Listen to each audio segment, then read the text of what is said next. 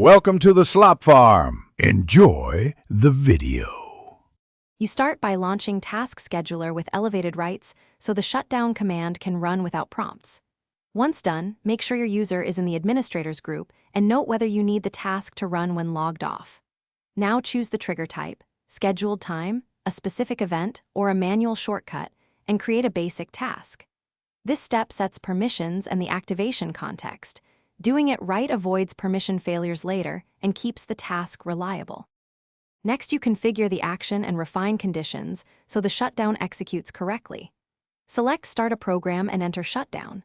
exe, then add arguments such as /s/t0/f to force immediate shutdown.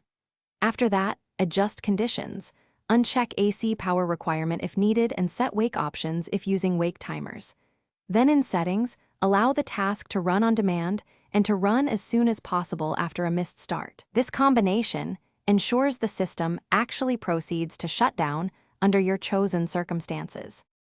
Finally, save the task using highest privileges and run whether user is logged on or not so credentials allow system-level shutdown.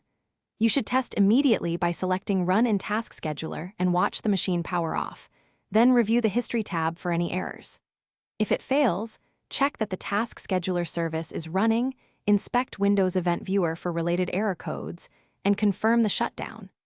exe path and user privileges. One quick tip: enable history and examine the last error to pinpoint permission or trigger issues.